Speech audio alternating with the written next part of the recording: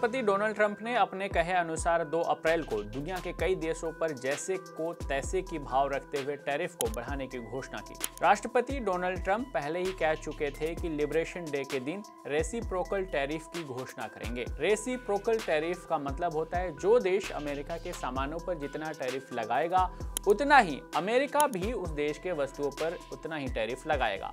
Donald Trump ने भारत पर 26% tariff की घोषणा की है। इससे भारत पर क्या असर पड़ेगा? क्या ये कदम पूरी तरह अमेरिका के लिए फायदे का सौदा है? किन वस्तुओं पर सबसे ज्यादा असर पड़ेगा? यदि आपके मन में ये सवाल हैं तो ये वीडियो आपके लिए है।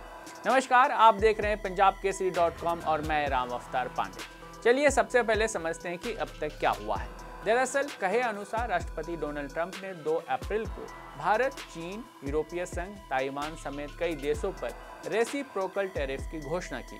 यदि हम आंकड़ों पर ध्यान दें तो डोनाल्ड ट्रंप ने विदेश से आने वाली सभी वस्तुओं पर 10 से लेकर 49% तक टैरिफ लगाई है। इनमें भारत से आने वाले सामानों पर 26%, चीन से आने वाले सामानों पर 34%, यूरोपीय संघ के सामानों पर 20% और यूनाइटेड किंगडम से आने वाले सामानों पर 10% टैरिफ शामिल है।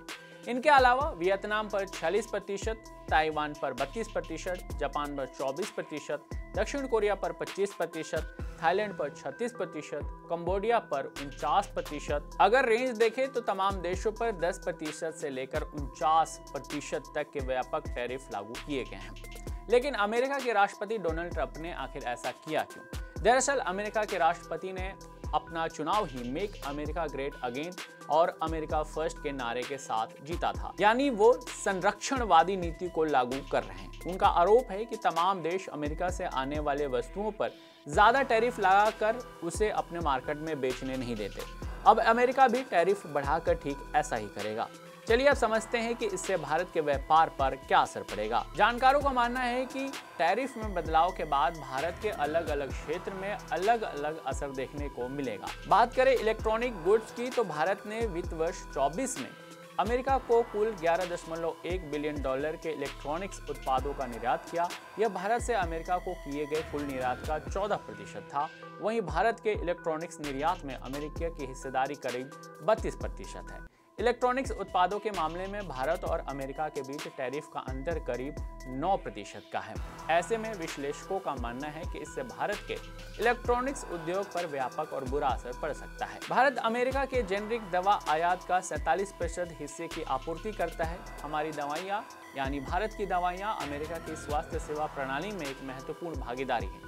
विश्लेषकों का मानना है कि भारत की जेनेरिक दवाइयाँ कम लागत के कारण अमेरिका में खूब बिकती हैं। इसके अलावा कृषि क्षेत्र में अमेरिका की जवाबी टैरिफ का सबसे अधिक प्रभाव मछली, मांस, प्रसंस्कृत समुद्री भोजन के निर्यात पर पड़ेगा। 2024 में इनका निर्यात $2.58 अरब था।